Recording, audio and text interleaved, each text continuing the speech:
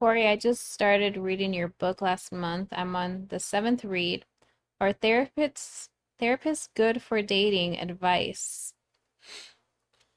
Uh, Um, well, therapists can help you with your emotional problems, your mental problems, but as far as like teaching you attraction, they don't know the stuff that I teach. It's not part of their curriculum, and the only way they're going to know it is if they've actually studied it, which most won't. So typically, a therapist will just say like, "Do your best, just do your best. Tell her how much you like her." They'll give you mostly information about that that's totally useless because again, they don't know. They don't know this stuff. They don't understand it. They never study it. It's not part of their curriculum when they're going to school. It's not part of their methodology when they're helping people. when I tried to switch my therapist because I wanted to see if another one could do better than the other one, it was horrible. She seemed so uninterested. I felt like my The new problems, therapist, yeah, I had when a you were interviewing, new one. And she just seemed so uninterested. I would rant for 10, 15 minutes, and then she would look at me with this straight, dry face, like, okay.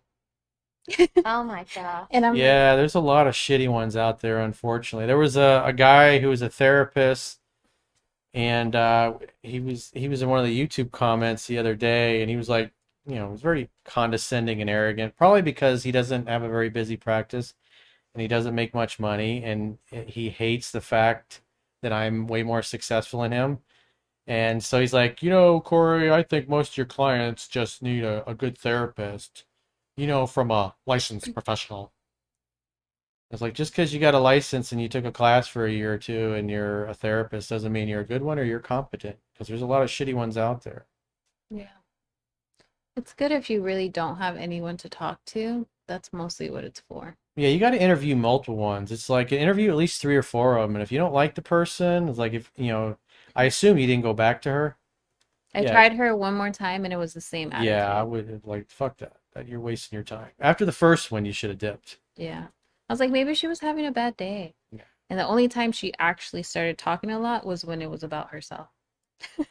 I'm like, I think you Well, need the therapy. I've coached a lot of therapists and psychologists and couples therapists over the 20 years I've been doing this, and one of the first things they always tell me, and they're usually laughing when they're saying it, they're like, "Do you know why I became a therapist? Do you know why I became a psychologist?" I was like, "Why?" Because like, I know what the answer is. Mhm. Because I was fucked up and I was trying to figure out myself. Mm. And what I see a lot, especially with couples therapists, is because most of the guys that call me that are married or in a long-term relationship, they already got a couples therapist. And oftentimes they get a therapist that's a female, and then she ends up siding with the wife and then ganging up on the man. And all the therapist ends up doing is driving a wedge between them, even though she's there to facilitate saving the marriage. If you got a shitty therapist, she'll drive a wedge and end up blowing your relationship apart and ensuring you get a divorce.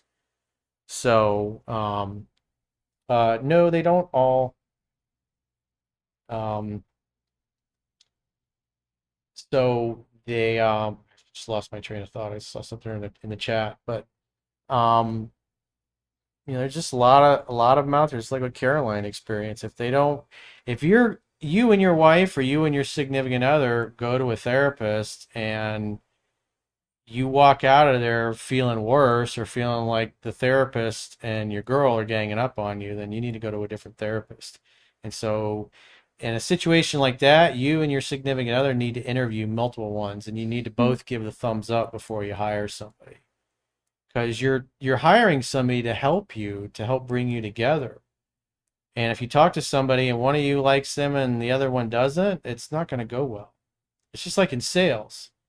If you're in sales and you meet with the wife and you get her sold because you spend time with her, and then the husband comes in when it's time to sign on the dotted line and puts the money up and you have no rapport with him, he'll oftentimes torpedo the transaction because you don't have rapport with him. It's the same thing. If you spend time, because we saw this in real estate. One of the things I used to teach the guys and girls that work for me in real estate is, when it's time to do the buyer's consultation, both the husband and the wife, they both need to be there Because if you sell one of them and you take them through the buyer's consultation and you don't take the other one through, the one that didn't go through it, you don't have rapport with, and they'll torpedo the deal. So same thing, goes for when it comes to hiring a good therapist. Is make sure you both walk out like, wow, we really like this person and we really think they can help us. And if both of you aren't convinced, then keep looking until you find somebody that feels right. It's like, because just like Carolyn was saying, she gave this chick 2 chances and both times she sucked. And oftentimes I hear clients have that kind of experience and yet they keep going, giving the person the benefit of the doubt, and they don't get anywhere. So just because somebody's got a license doesn't mean they're competent. Yeah, I went to one a couple of years ago just to check her out, and I had brought my boyfriend at the time just to, because I've never went to a therapist before, and so I took him with me, and I walked in, and it was some lady, and she was so mean. She was so mean, and then she was like, "Well, why is he here?" And I was like, "For moral support, like, I was nervous, so, and then she was just so rude and Oh, I mean. would have got up and walked out. I was like, you're a fucking cunt. I would have walked out of that. It was horrible.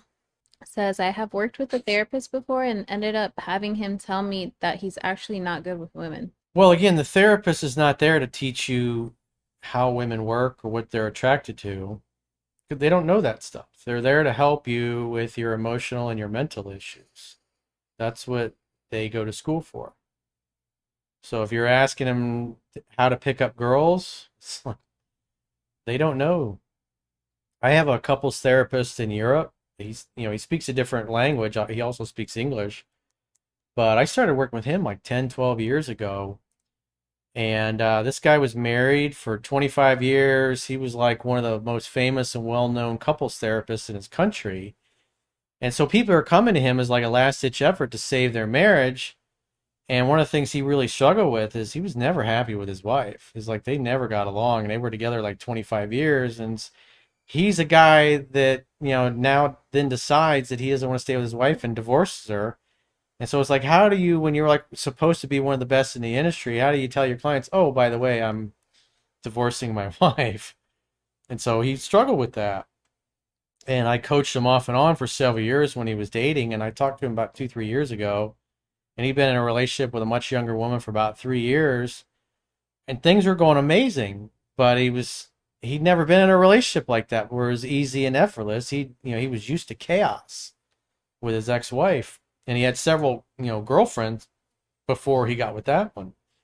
And we spent an hour with him, and he was doing great. The relationship was great, and he just needed to hear it from me. And he's put together his own courses, and the stuff he's learned from me, he's incorporated into his practice.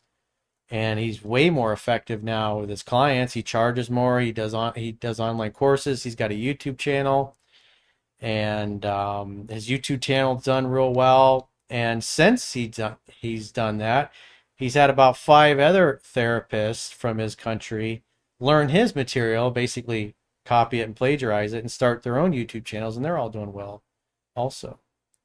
So in those kinds of cases, I'm happy to see that, because the stuff that I teach, the stuff that I know, is bringing self-help and self-reliance into therapy, because it can really help. It gives a whole other set of tools for their toolbox that, they're just never going to get through their education or their licensure.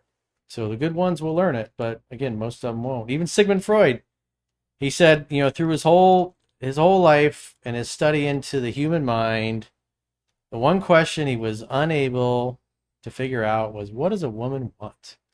Because they were so contradictory. And Sigmund Freud was the founder of modern psychology, and he couldn't figure women out.